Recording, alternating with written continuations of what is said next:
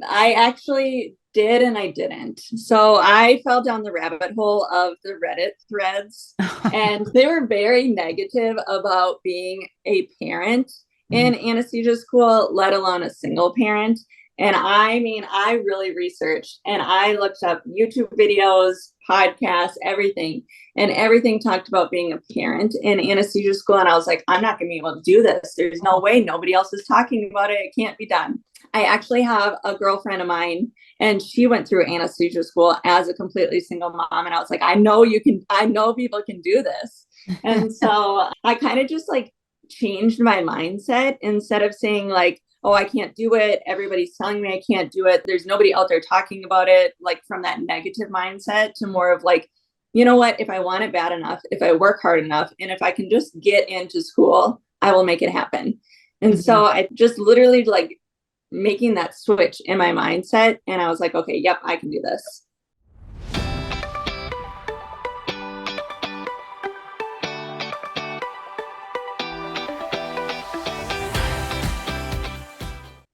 Well, hello, everyone. Welcome back to CRNA School Prep Academy podcast. I'm your host, Jenny Fennell, CRNA. And today we have a very special guest episode, and I'm so excited to talk about this topic. And I want to thank our guest host for volunteering for this topic because it's something that is very, I would say, rare and special. But welcome, Ariel, to the show. Welcome. Hi, thank you. Thank you for having me. Yeah, we're so excited to have you. So, what's unique, and I know I'm kind of teasing you guys a little bit. You're like, what's the topic, Jenny? The topic today is Ariel here is a single mom. She has been a single mom of over almost 11 years now. And so again, she doesn't have another parent. It's always been just the two of them. She's also uniquely a veteran of the U.S. Army, where her daughter was actually born in Germany, which I think is really cool. She also loves to work out, being a mom, reading, doing outdoor activities. She was an ICU nurse for 7 years prior to CRNA school. And I want to paint this picture for you guys too, because this is an intended pathway that she took to become a CRNA, despite the fact that she has been a single mother and knowing this was going to be an incredibly hard journey despite of that. So welcome to the show, Ariel. And if you want to embellish on any more of your background and kind of what led you to making that decision to go back to CRNA school. Yeah, so you did a great job. You hit like everything on the head there. But I became a single mom when I was in the military 11 years ago almost. And after that, I like when I became that single mom, I was like, I have to do something different. I have to break that stigma. And I don't ever want to resent being a mother and not pursuing my dreams. And so I think it's really cool that you can have both. And so when my daughter was 8 months old, I went back to nursing school. I did an advanced nursing degree, got my RN, started working as an ICU nurse. And then I went back to school and got my bachelor's degree when she was about 6 years old. And so she has gone to school with me pretty much her whole life. And I always knew anesthesia was going to be the end goal. I just didn't know when I was going to do it. And then during the pandemic, I really experienced like severe burnout. And so that was the time. And so luckily I did. And now I'm here. I'm over a year in and it's going very well. Yay, that's so amazing. And I love that.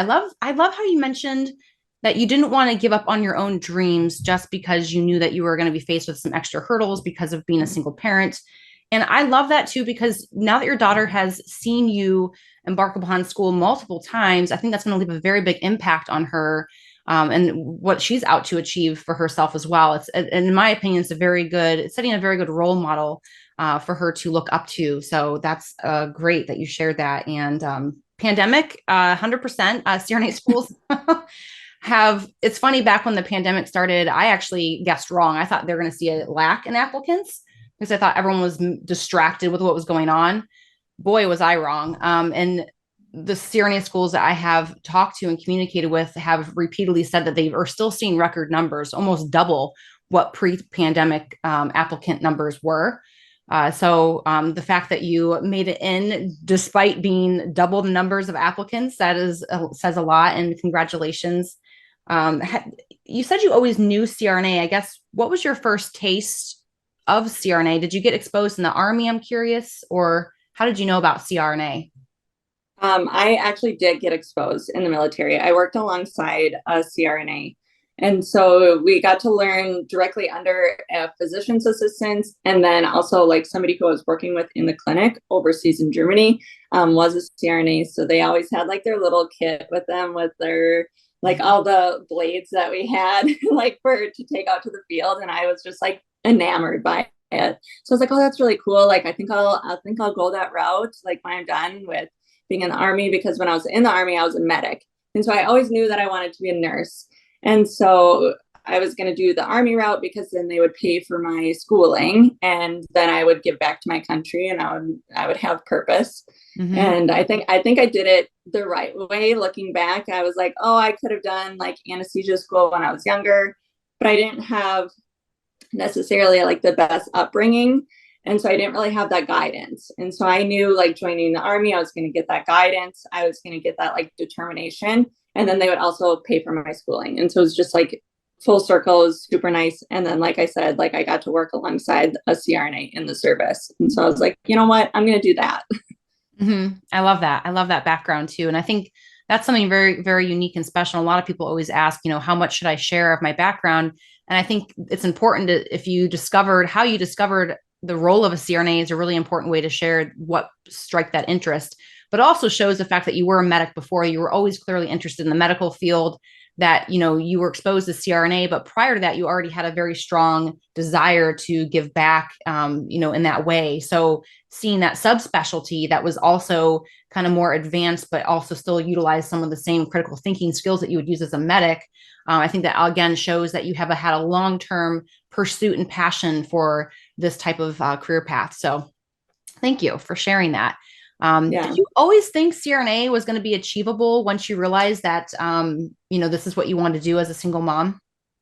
I actually did and I didn't. So I fell down the rabbit hole of the Reddit threads, and they were very negative about being a parent in anesthesia school, let alone a single parent.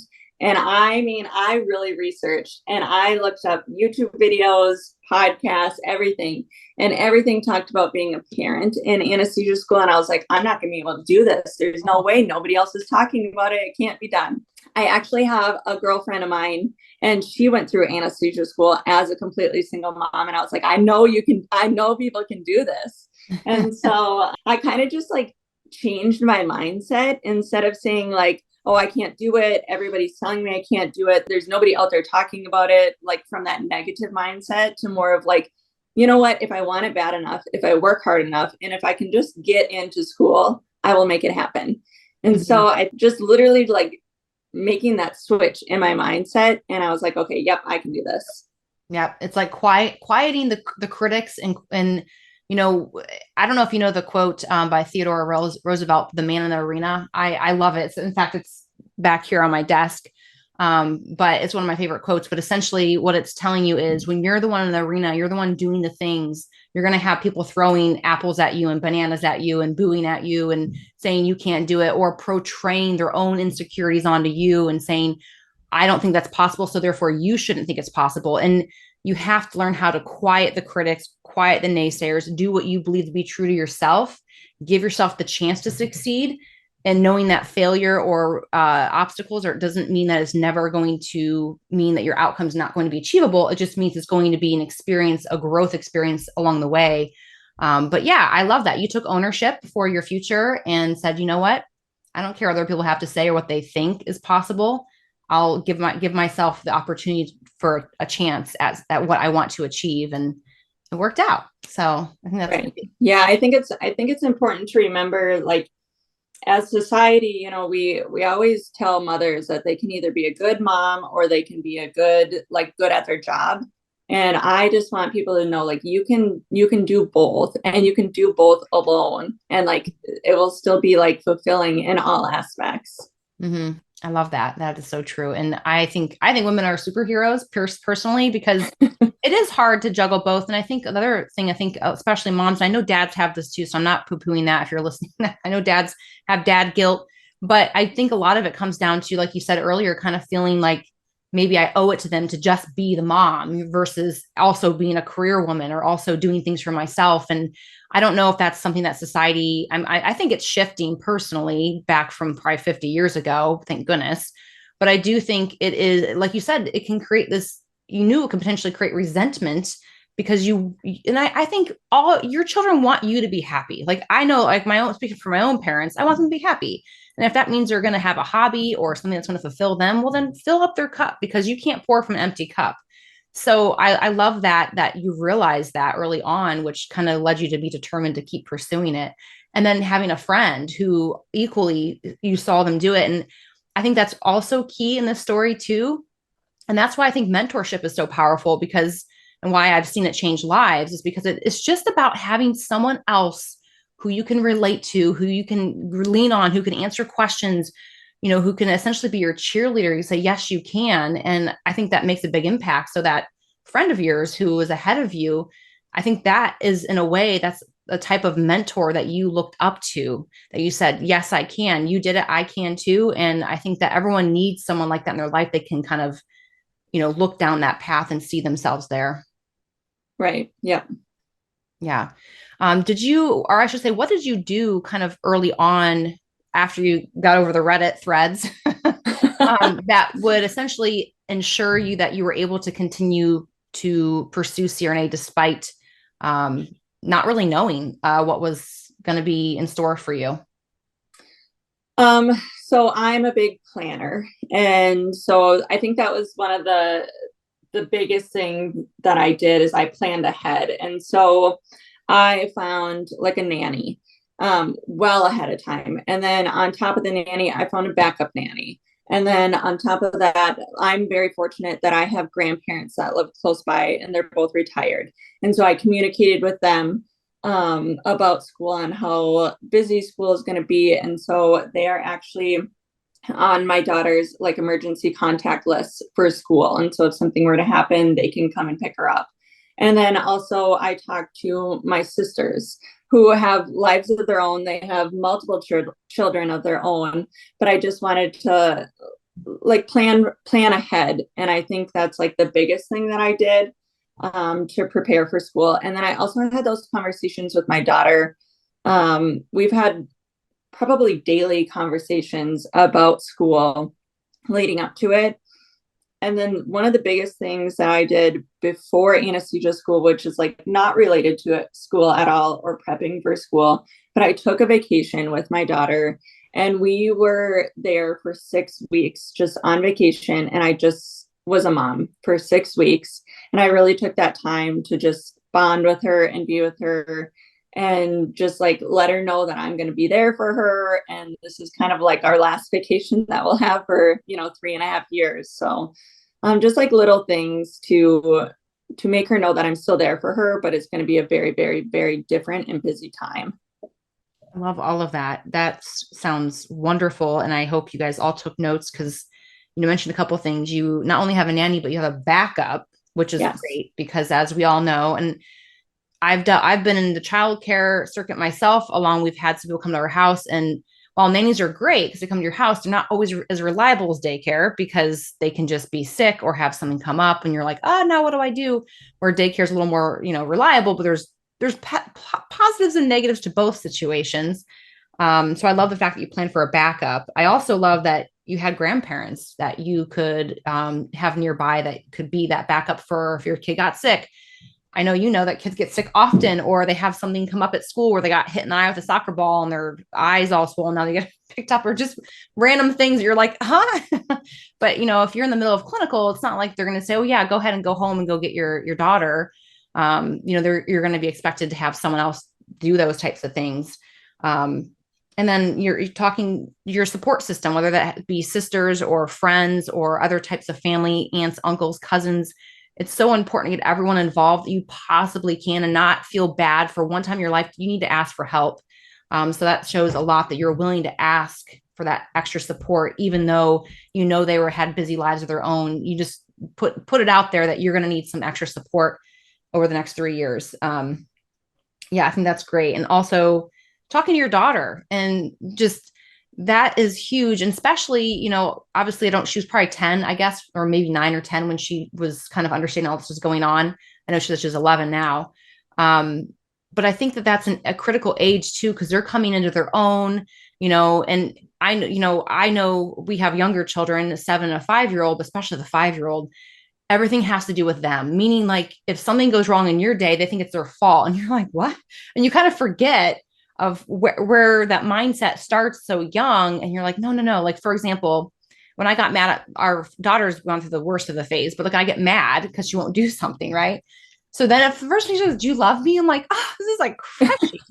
Of course I love you, just because I'm mad at you. And so I had to frame it like, does your brother get mad at you? And she's like, yeah. I'm like, well, do you think your brother doesn't love you? And she's like, good point. So like, I think she's just, taking it harder because I'm her mother. So I think, you have to realize where your child is in their own mindset when you do communicate with them. And then it takes a lot of reminders, and frequent reminders. And I think as an adult, you think, okay, I can tell someone one time and they get it, not as a child. And I think that's really important that you kind of stretch that out over a period of time and reinforced it, along with giving her time for you and her to bond. I think that's phenomenal. And I think that allows her to know that she truly is number one in your life, and kind of prepping her for like, hey, this is going to be kind of a long road until we get to do this again, but it'll be worth it. So I love that. That's great. And how did she feel? How was her reaction to all that? To the vacation or to me getting into school? I guess, but I'm sure the vacation was positive. Yeah. She could have stayed there forever. Yeah. But for school, she was just like, I don't think she really understood. Like, I think she was very happy and excited. And she just keeps telling people that her mom is going to be a doctor. And I'm like, well, kind of. I mean, I'll have my doctorate degree. And so I just, it's cute because she'll say like anesthesia and she says it right. And I'm like, she's very proud. And she like tells everybody that she talks to. She's like, oh, my mom's going to do anesthesia and she's in anesthesia school. And it's just like, you can tell she's very proud of me. And so that makes me feel good. And so she's been happy. She's been good. I still to this day will have to remind her, like, I don't have this free time anymore. Oftentimes I'll be sitting in my office and I'll like wave at her from the window and she'll be outside playing. And she's like, just 5 minutes, just 5 minutes. And I'm like, I can't study. And so, I mean, she's taking it very, very well though. A daily dose of inspiration from a CRNA School Prep Academy student. I have been waiting to write this post for a few years now, 3 to be exact. I finally got accepted to CRNA school. Thank you so much to CSBA for everything. I have been a member for 3 years and went to 2 conferences, which was super helpful. I also did 2 mock interviews. I then did the 5-day interview boot camp 3 separate times as well. Here's my story. This has been a lifelong dream of mine since I was 13 years old. My GPA was a 3.2, so not the best, and I refused to take the GRE because I don't feel standardized tests should be used to determine the quality level of a student. I worked at a busy level 1 trauma center for 6 years and was a part of every committee possible. I also had my CCRN, my TNCC. I was charge nurse and a preceptor. I took grad level biochemistry course from Oregon State as well. I applied to over 7 different schools and only got 2 interviews. Rejection was not fun over and over again, and after a failed interview in January, I almost gave up. CSBA helped me so much and gave me the motivation to keep pursuing my dreams. Moral of the story, do not give up. I just love this story so very much. So dear future CRNA, you know who you are. Congratulations. I'm so incredibly proud of you. If you're not already subscribed to our free Future CRNA newsletter, be sure to do so now. Pause this episode and click the link in the show notes or comments below. Cheers to your future. Now back to the show. Yeah, right. And again, I think for most parents anyways, I think it's going to be harder on the parent than it is the child. And I think kids don't realize, probably because I think you try to hide things as an adult. You want your kids to see you a completely emotional mess most of the time because you're worried that they're going to feel that way too. But then it becomes harder on you because you're like, well, how can I get some release emotionally? And I guess I'd love to ask you too, how has it made you feel? How have you coped with that emotional kind of tug with knowing that this is what you need to do and have to do with, obviously giving time to your daughter? It's gotten busier for school lately, and so the mom guilt has been setting in very heavy. And so I now make just like a priority to spend like even 1 hour with her on Sundays we'll meal prep together and we'll just be present with her. I'll take her to the park, I'll take her on a hike, like just do something with her. And so then I don't feel as guilty about it. And then I just remind myself like this is just short term and it will be over in 2 years, and then we will be able to spend all the time we can together. And she's always around, like especially in the summer. I mean, she did have daycare, but in the evenings I kind of just like prioritize my time, I guess. And so if she had daycare, like let's say from 6 to 6, then I will study from 6 to 6 and get it done. And then in the evenings, I will like spend that time with her. So then my mom guilt doesn't feel so bad. Mm-hmm. But there are days that it's just not realistic. And she will end up coming and watching a movie in the closet just to be close to me. And then I feel really sad. But I just keep reminding myself and I keep reminding her like this is only temporary and it is going to be hard right now, but I'm doing it. I'm making it work and it will definitely be worth it. So, Mm-hmm. Yeah, I love that. And I love how too you've made dedicated time. I think one thing that I think we can feel better if we say, okay, we're going to try to study and watch the kids, or we're going to try to do this and we're going to do something with the kids. But really, you're not really giving your all to either one activity, meaning you're not getting good studying done or good work done. And you're also not getting good quality time with your loved ones. So it's really important to set that boundary of this is when I'm 100% on for school. And then this is when I'm 100% on for you. And I think that that will allow you to have more quality time and have them also feel that too. So I think that's really smart that you have made that choice to be deliberate with how you spend your time. And then obviously there's going to be times where, it's not possible and you have to have a good mindset and around how you can take that. And that you mentioned, this is temporary, this is going to be a hard temporary position, but the long game is the fact that this won't be this way forever. So I think that's a great mindset to have. Thank you for sharing that. You mentioned childcare, which I think is great. Have you ever noticed that your daily time and workload is different compared to your classmates? Has that kind of come up, or have you noticed anything, and how so? yes. I in the beginning I felt guilty to like comparing my journey to even other people in my class.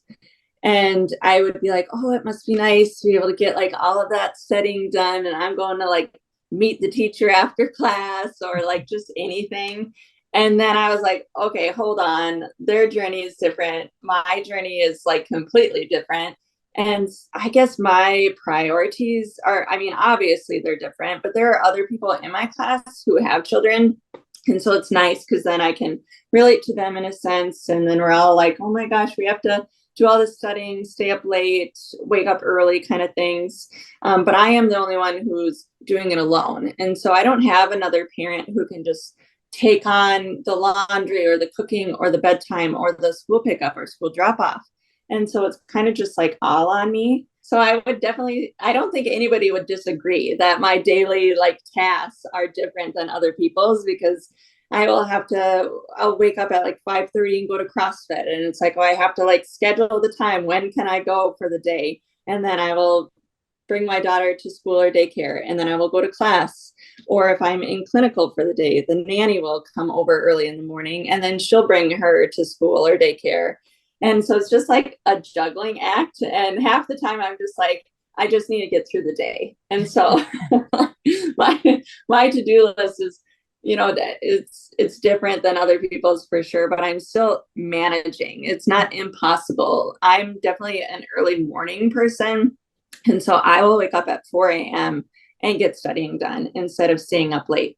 And so, yes, it's different, but I'm still like making it work within the 24 hours that we have in a day. Right. I was gonna say, do you block your time, and is that how you stay organized? Is you kind of create a calendar with blocking on certain things every day? Yeah, so I actually have never gotten into like a tech calendar. And so I am still old school and I'll write everything out. And I'll even put in there, I'll be like, okay, I can go to the gym at this time or this time. And like, I have to get it done.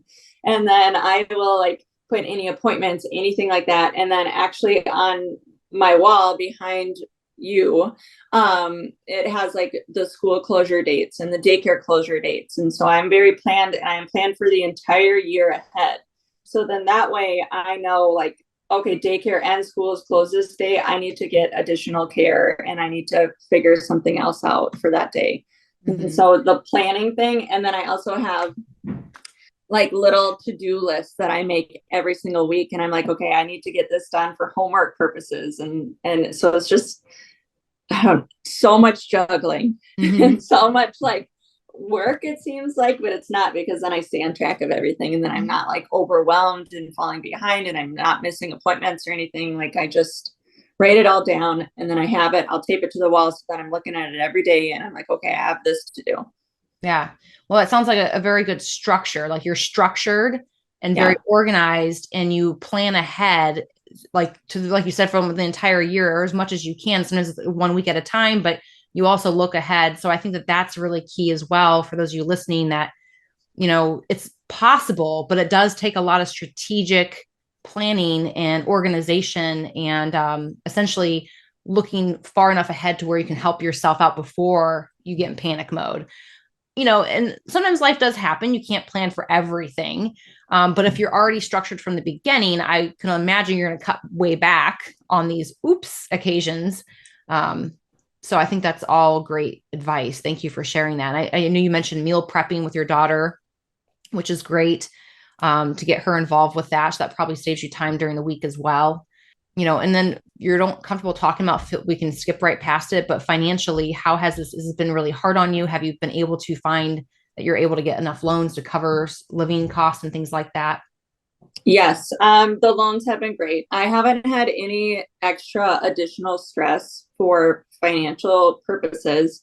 And I wasn't one of the people who saved up like $300,000 before I started school. It just wasn't realistic. And so I actually did travel nursing for 2 years before I started school. And that was how I was able to take that vacation with my daughter for so long. Instead of thinking about like, oh, how am I going to do this? How am I going to pay it back in the end? I just knew that there were options. There are loans available. You can like apply for state assistance, childcare assistance. If your children are young enough, you can qualify for like WIC, or, you know, just there are different options that a lot of people don't talk about and they don't know about. And so if you just look on like whatever state you're in, assistance for school in general, and a whole list will come up, and you can get like utility assistance and things like that. And so finances have never been something that has been a stressor to me in the program. I am looking at like a hefty student loan bill when I'm done, but I know that in the long run, I'll be able to pay it off. And so it's not something that I'm like, oh, I'm going to get through school and I'm never going to be able to make these student loan payments. It's just something that like, okay, I'm going to get through school. I'll be able to make the student loan payments and I'll be able to enjoy my life. Very cool. And does your school, I know some schools will allow you to have like a student medical plan. But is that also something that has been factored into like state assistance, type of thing? Yep. For healthcare, for insurance and dental, it's included. And then for additional stuff, I just go through like state health insurance, which has been great. And so those are options available too. But yes, they do offer like healthcare and dental, and they do offer that for families as well. So that wasn't like something that, oh, I was just going to get it and then she wouldn't get anything. Like she definitely got included in it too. So it was nice. Yeah. And I don't think a lot of people realize that schools have options like that for students, and like you said, even dependents. So that is something that hopefully can alleviate that fear as well, because that could be tricky to navigate and stressful as well. All right. And then I guess last kind of, I think I'm prying about your daily activities, but, you know, do you have to limit school activities? Like, I don't know if your daughter's into sports, or like, how does that all work as far as juggling school? And then I know you mentioned your chores, you kind of have to block times that you're able to do those things. Just curious. For like chores, we have a cleaning crew that will come 2 times a month. And so they take a huge load off of both her and I, because I was finding in the beginning that would be like an added stress if my house was getting messy and I didn't have the time to do it, then I was getting more stressed out and I didn't want that. And so we actually hired a cleaning service. And so they'll come twice a month and they do everything. And so that has alleviated so much extra stress. And then for school activities for her, she does like a rolling art club. And so I'll just sign her up for that. And her school is amazing where she will get shuttled to and from the art club after school. And then she goes to like an after school daycare. And so I don't have to do anything. My hands are like washed and dried with that. And luckily for me, I'm done with class or clinical before I even, before the daycare is closed. And so it just works out perfectly.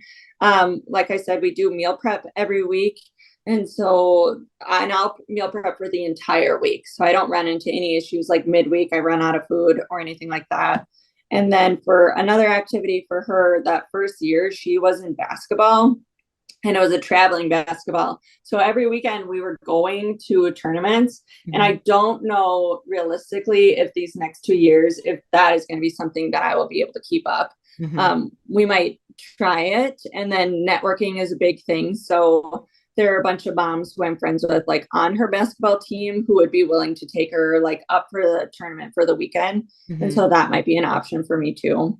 Awesome. I love that. But I love how you're already thinking like, I might not be able to be as present as I was before, but maybe there could be someone who could help me out, who's that, on those travel teams that could take her if she still really wants to do it. I love that. Yeah. I also, I think it's important to, and you mentioned daycare, when daycare closes, that is definitely something to think about. So for those of you who maybe have different situations with school clinical hours, making sure, because I know typically like my clinical hours are pretty straightforward. They're usually 8-hour shifts. There are some schools who do different types of clinical hours. Like I also, where I worked, those students had all kinds of funky hours. Sometimes it was, and even like where I currently work, sometimes the students come in at like 11 to 7. Or, they have these 16-hour shifts, and I even did 24-hour shifts as a student sometimes. So again, knowing that could be a possibility or a stressor as far as I don't get out of clinical till 7 p.m. at night, having some thought process around what would you do if that was the case, and maybe talking to your faculty about that. And that would be a good question to even ask, in your interview, as far as what are the typical clinical hours, especially if you're worried about a situation where you're not going to have childcare. I guess to kind of summarize this too is, what advice do you have for those listening who maybe are feeling that fear or anxiety around giving this a shot as a single parent? I would like, the biggest advice is telling them that they can do it. They can make it happen. You just have to have like a level of determination and like perseverance. Planning is a big thing too, to just do it. It's going to be challenging for sure. It's hard. The mom or dad guilt or parent guilt in general will be a reality, but just try to focus on that end goal and know, like, in the end, you're going to have better work-life balance. You'll have better finances. You'll just be able to provide, arguably a better life for your children and for you. And like, just don't feed into the Reddit threads and like, just, realize that there are people who are doing it, who are single parents, and maybe they're just so busy and then they're just not talking about it. But it's hard, and not a lot of people do it, but it's definitely something that you can do as a single parent. And so I don't want people to think like, because they have children, it's not a reality. It's not even an option for them. I want them to know, like, you can still, have your cake and eat it too. Like, you can still fulfill your dreams and be a good parent, and it's all possible. Oh, I love that. That's great advice. And I guess something kind of fun to end the show too. Like, what are like 2 to 3 mom hacks that has really saved you some sanity? I know you mentioned going to the gym, which I love the fact that you're still going to the gym and making time for that. But yeah, what are some hacks? I actually wrote this question out, and it's like it's a thick one, but I'll just skim over it.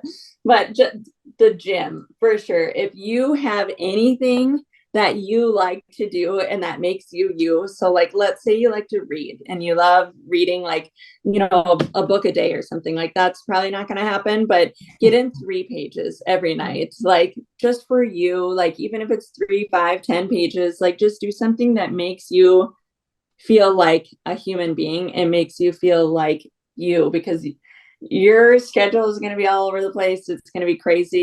You're going to lose all structure, like for the most part, and you still want to do the things that make you feel happy, because if you lose yourself, then you're not going to be like a present or a good parent, and then you're going to be struggling in school and everything is going to feel like the world's crashing in and you can't do it.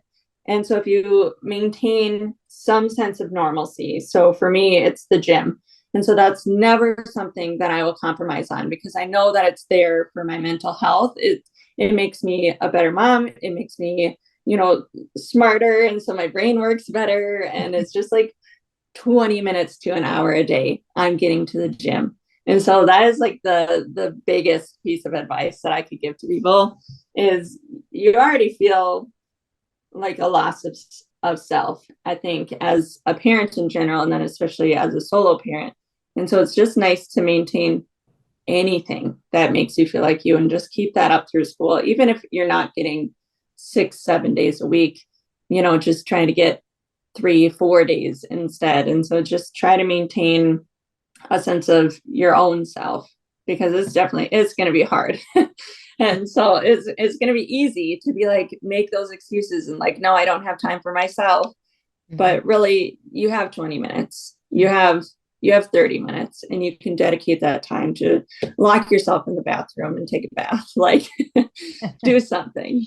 And then, another thing too is just stay organized as best as you can, plan ahead, have a backup for your backup, even because, if you're, like you said, if your child gets sick or hit with a baseball or something at school and like your world falls apart, you need to have like some level of support, because you don't have that other parent. You need to have somebody there, like even if you're not around family, or even if you don't have family, then you can find a trustworthy nanny, and then find a backup to that trustworthy nanny, or reliable daycare, or friends in your community, just anybody that can help, and talk to your children about it too, and just kind of prepare them for what's to come, no matter how old they are.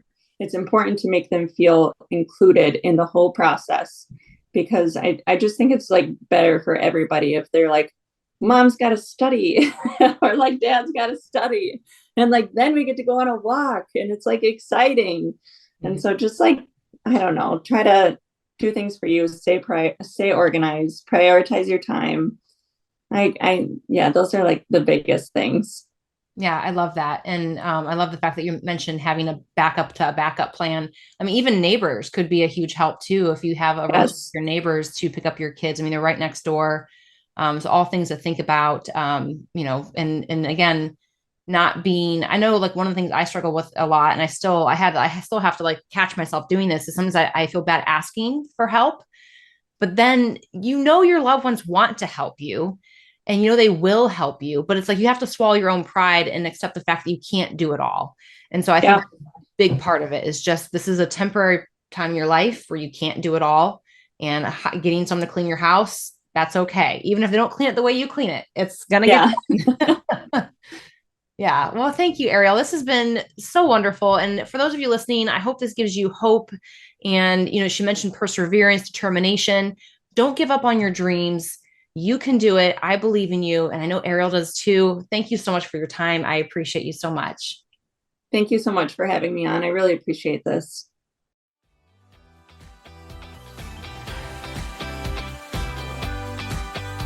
Hey, future CRNA, as always, I appreciate you and your loyalty. Thank you so very much for tuning in this week. I'd love to hear from you, so screenshot this episode and share it to your IG stories with your biggest takeaway. Don't forget to tag me at CRNA School Prep Academy so I can personally thank you. Be sure to head over to CRNASchoolPrepAcademy.com to check out our blog and gather free resources to help you along your CRNA journey. Stay strong, and I'll see you next week.